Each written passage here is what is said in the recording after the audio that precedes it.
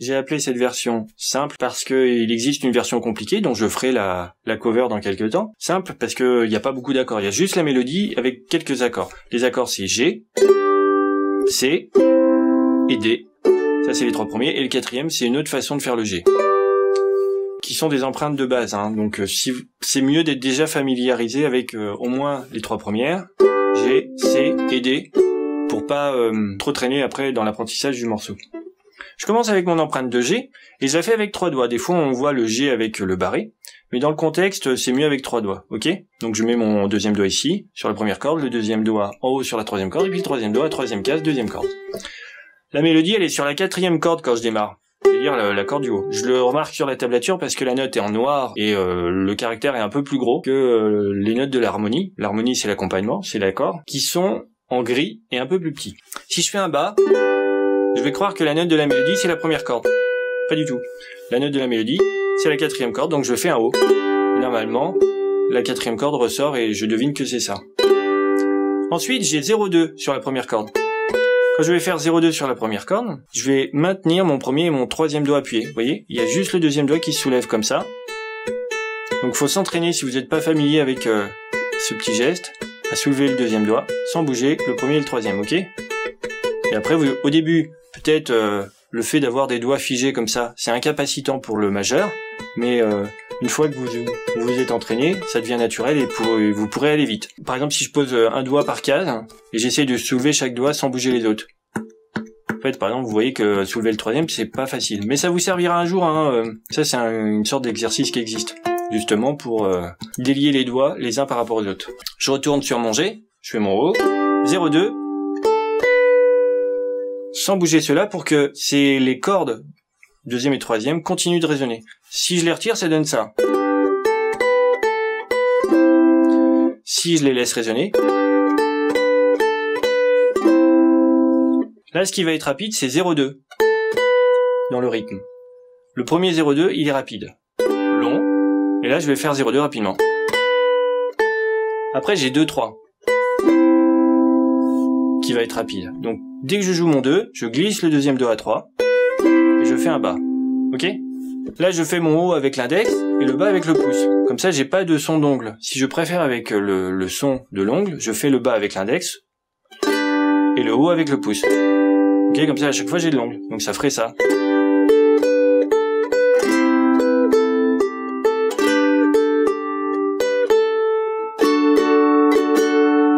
Ok? Moi, souvent, je préfère sans ongle. Je suis arrivé sur le Do. Jusqu'à là, on a fait presque le plus dur de la portée, en tout cas. La deuxième portée, elle est plus dure, mais pour l'instant, on a fait le plus dur, je pense. 2-0, ça va être rapide. Et après, une fois mon dernier 0, il est bref et il s'enchaîne très vite sur le G. Là, il n'y a pas de doigt à maintenir parce qu'il n'y a que des cordes à vide. Et le 3 sur la mélodie, on peut pas le maintenir parce qu'on change de note. Hein. Donc, il n'y a pas le même problème que sur le G. Le 0, donc, qui termine le C, il s'enchaîne très vite avec le G. Donc, par exemple, si c'est dur, faut s'entraîner à jouer le 0 et à poser le G rapidement. Ok? Quand je termine le G, je vais soulever à nouveau le deuxième doigt et je vais jouer première, quatrième corde. Et ces notes-là, la deuxième et la troisième corde, elles vont continuer de résonner. Et on entend plein de résonances, ok? 2-0 pour terminer. Ça va être rapide. Donc ce qui va être rapide là, c'est le 0-0 et puis 2-0. Ok? Une fois que j'ai fait mon 2-0, j'ai le temps de poser mon empreinte de G. Comme je suis déjà sur un G, le premier doigt il est là. Alors une des façons de faire le D, c'est de mettre le premier doigt en haut sur la quatrième corde et puis le troisième doigt ici sur la deuxième corde. Comme ça, on a un doigt de maintenu. Ok? Et ça nous oblige à faire ça.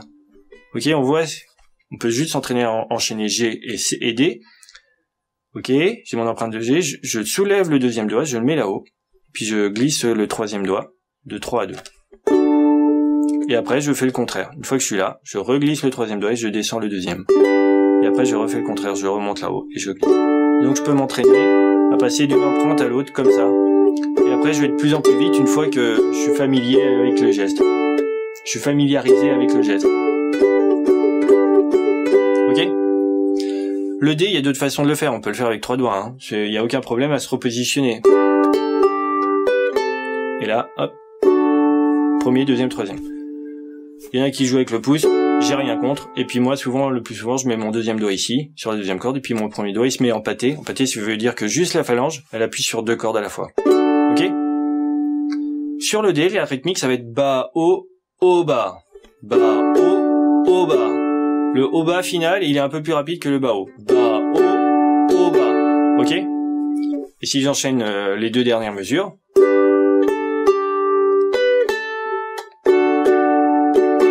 Ok?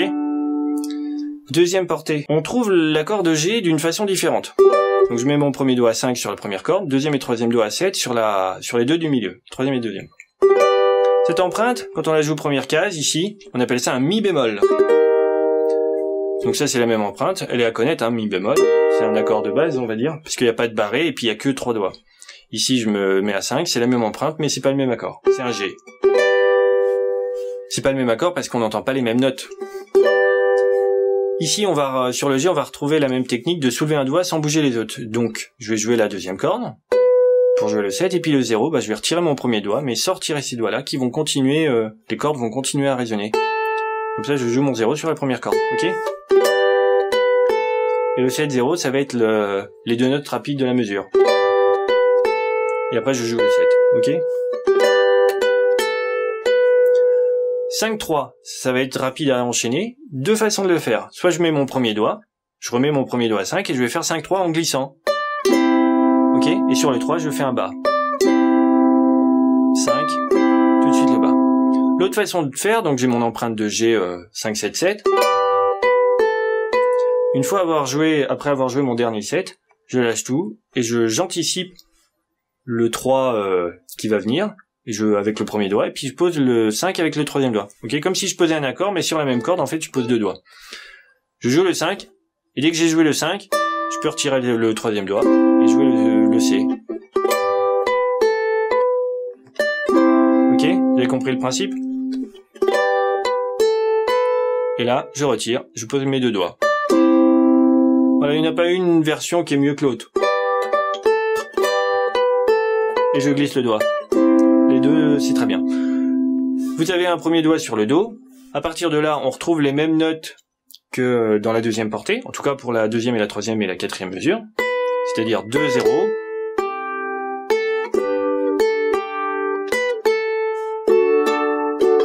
Ok? Donc rien à signaler pour la mélodie. Troisième et quatrième portée, c'est le Owim Mawe.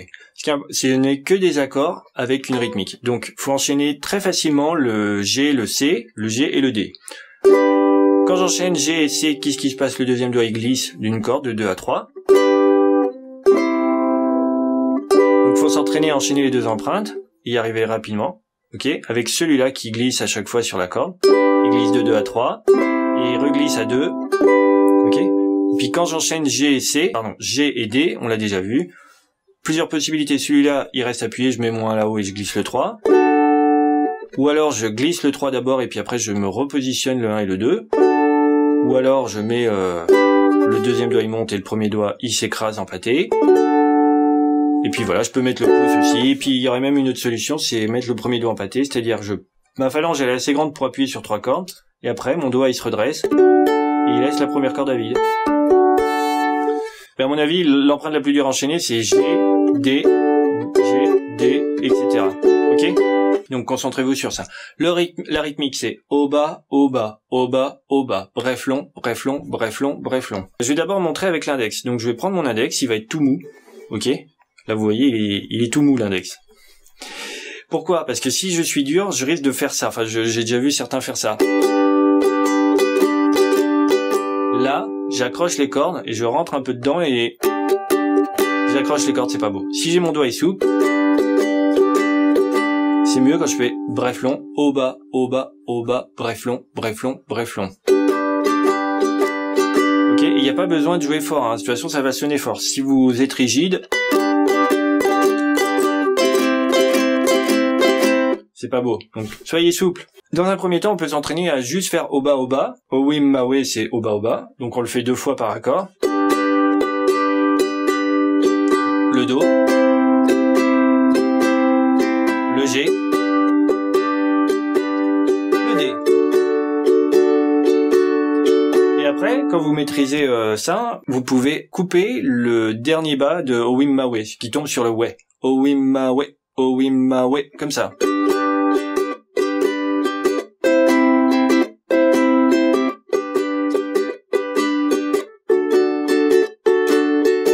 ça, on reconnaît plus la chanson. Le dernier bas final, je le coupe pas, mais tous les autres, je les coupe. Comment je coupe? Je fais mon bas.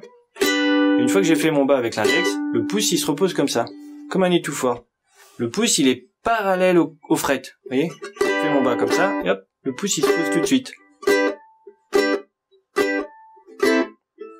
Là je mets avec les cordes à vide, ça marche très bien, ok?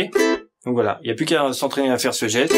Comme ça on fait Owimmawe, et on coupe tout de suite.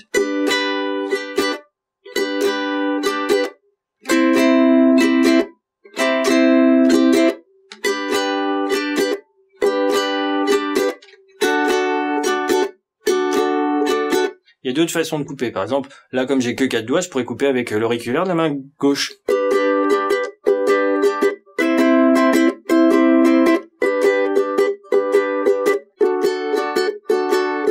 Mais je pense que c'est plus dur, donc on va pas le faire. Enfin, je vais pas vous expliquer. Enfin, vous pouvez vous entraîner, vous avez compris le principe. Le 4e doigt, il se repose sur les cordes et il éteint la résonance. Mais je pense que c'est très compliqué. Par exemple, si vous jouez avec pouce index, si vous faites les bas avec le pouce et les hauts avec l'index, vous pouvez couper comme ça. Là, ce côté de la main, il va se reposer sur les cordes. On joue comme ça. Au bas, au bas. Hop, dès que j'ai fait mon bas, vous voyez comment je pose? Ok, c'est ça qui se repose sur les cordes. Vous comprenez, en posant, ça éteint la résonance. Ok?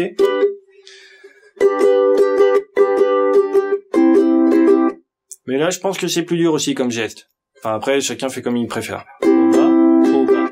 Quand j'arrive à la fin du dé, Owimmawe, Owimmawe, il y a une barre de reprise. Ça veut dire, moi, je recommence le morceau comme dans la démo. Mais sinon, si on termine la chanson, on termine sur un G. Et le G final, je le fais en haut. Parce que la mélodie, je pense que c'est mieux que ça soit la 4e corde, donc je le fais en haut.